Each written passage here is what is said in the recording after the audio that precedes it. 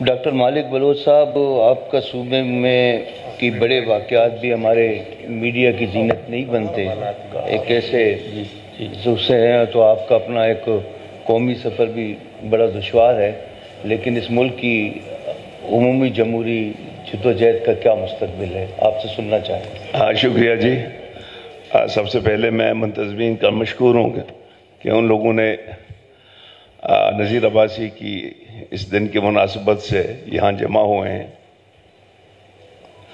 میں تھوڑا سا دونوں ڈاکٹروں سے اجازت لے کے اس کوشچن کو کسی اور انداز پہ دیکھتا ہوں۔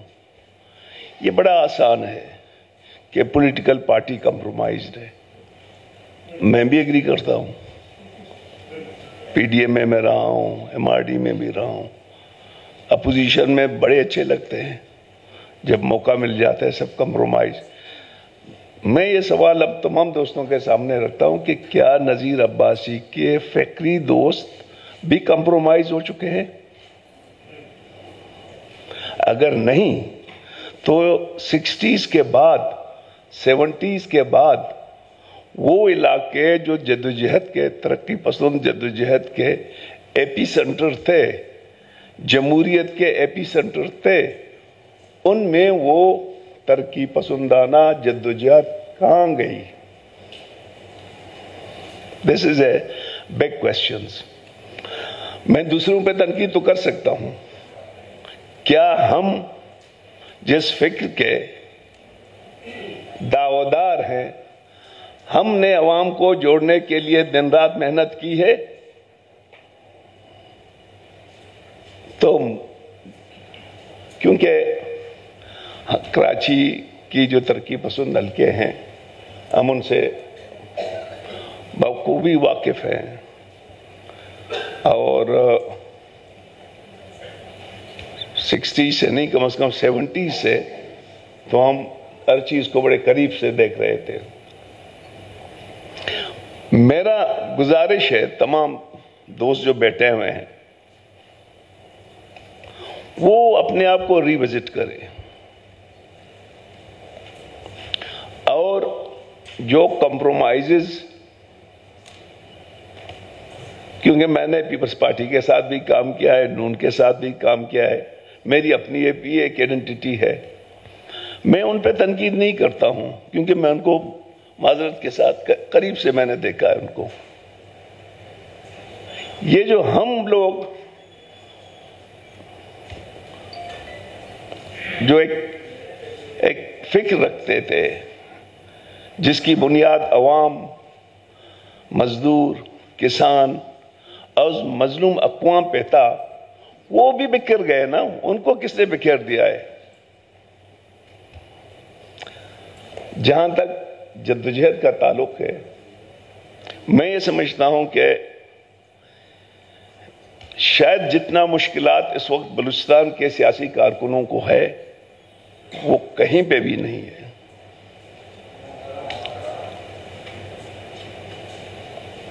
وہاں پہ جو ترقی پسند سوچ ہے، یا وہاں پہ جو ایک قوم پرستانہ سوچ ہے جس کی بنیاد ترقی پسندی پہ تھا، جس کی آغاز 1920 سے شروع ہوئی، پھر نیپ آیا، استمنگل آیا، سب آج بھی شعوری طور پر ریاستی حوالے سے اس فکر کو روٹ آؤٹ کرنے کی کوشش کی جا رہی ہے، لیکن وہاں کے سیاسی کارکن وہ ان لوگوں نے وڈرا نہیں کی ہے، کمپرومائز نہیں کیے۔ مشکلات ہیں، راتوں رات پارٹیاں بنتی ہیں، جیتا کوئی اور ہے، لاٹری کسی اور کی نکلتی ہے، لیکن ڈے ون سے جو ہے نا ہم کمپرومائز نہیں ہے۔ اور میں سمجھتا ہوں کہ ان علاقوں میں بھی عوام میں شعور آ رہا ہے، تاج حیدر صاحب کی میں بات سے اتفاق کرتا ہوں، کہ جہاں پہ قبائلی نظام مضبوط ہے، جہاں ریاستی سرپرستی مضبوط ہے، وہاں پہ سیاسی کارکنوں نے بھی تبدیلی لانے کی کوشش کر رہے ہیں۔ تو میں مظہر بھائی آپ سے بہت سی چیزوں پہ میں اتفاق کرتا ہوں، لیکن میں کہتا ہوں کہ ہم اپنے گریبان کو دیکھیں کہ کیا ہم کمپرومائز ہو چکے ہیں، نہیں باقیوں کو تو ہم جانتے ہیں. میں کسی اور کے بارے میں بات نہیں کرتا ہوں. سوال یہ ہے کہ یہاں ڈیموکریسی نہیں ہوگی پھر کیا ہوگا؟ کیا ماشاء اللہ آئے گا؟ کیا ماشاء اللہ کم رہے ہیں یہاں پہ؟ پھر کیا ہوگا؟ طالبانائزیشن ہوگی.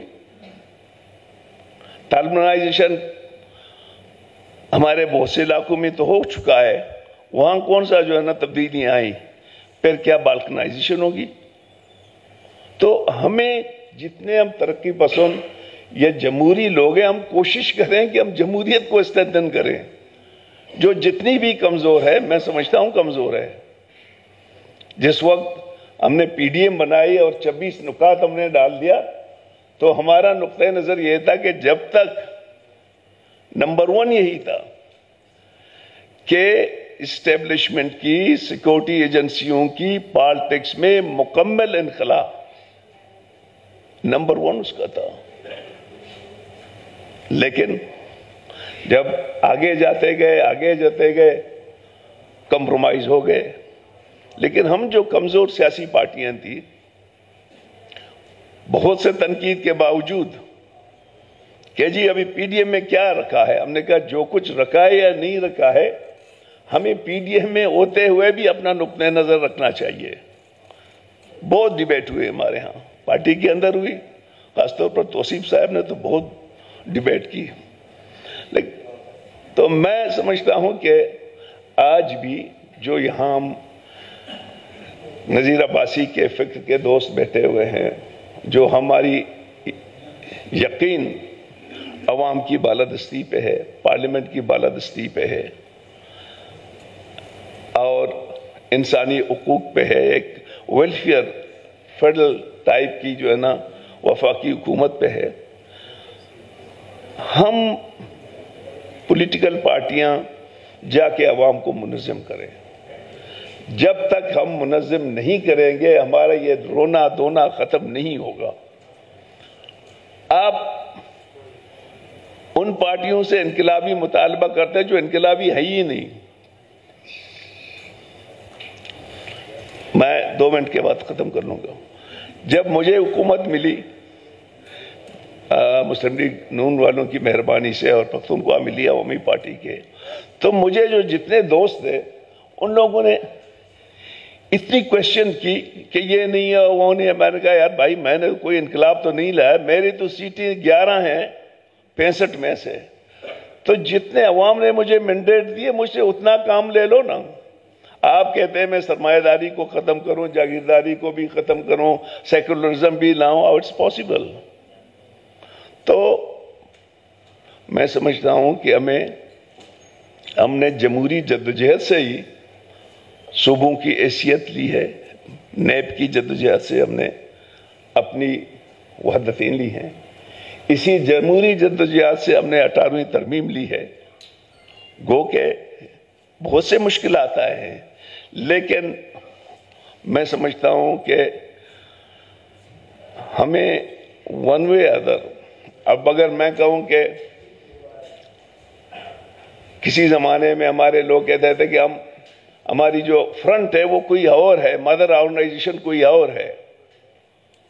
اب تو نہ وہ مدر آرگنائزیشن ہی رہے ہیں، اور جو جس فرنٹ پہ کام کر رہا ہے وہاں اس کی اتنی سے نہیں ہے. میں مناسب نہیں سمجھتا ہوں نام لینے کی، لیکن کنکلوژن یہی ہے کہ نذیر عباسی کی جو جدوجہد کی روح تھی، ہمیں اس کو لے کے جو ہم مختلف محاذوں پہ ہیں اس میں ہمیں جدوجہد کرنے کی ضرورت ہے. اور میں کم از کم مایوس نہیں ہوں. میں سمجھتا ہوں کہ جس ماحول میں نیشنل پارٹی کام کر رہا ہے وہ اس وقت بہت مشکل ترین صورتحال ہے. ایک جانب انسرجنسی ہے، ایک جانب روزانہ جو ہے نا کم از کم 3-4 لوگ تو غائب ہوتے ہیں. मजहबी इंतहा पसंदी को इंजेक्ट किया जा रहा है, बेशुमार मुश्किलात हैं, लेकिन हम चूंकि हमने कॉम्प्रोमाइज़ नहीं की, अब मैं मुनासिब नहीं है। नेशनल पार्टी के कम से कम इस वक्त 40 से 50 जो हमारे कायदीन मारे गए हैं। पिछले हफ्ते में हमारे घरों पे बमबारी हुई है, वो क्या है, ग्रेनेड फेंके गए हैं पिछले हफ्ते हमारे सीनियर लोगों के घरों में। तो क्वेश्चन ये है कि यहाँ काफ़ी सीनियर लोग बैठे हुए हैं, हम थोड़ा सा अपने आप को रिविजिट कर लें, क्योंकि हम वही 70s के कारकुन हैं या 60s के जो नज़ीर अब्बासी हुआ करता था, या हम में भी तबकाती तब्दीली आ गई है। तो इन्हीं गुजारिश आपकी शुक्रिया जी। जी शुक्रिया, शुक्रिया डॉक्टर मालिक साहब।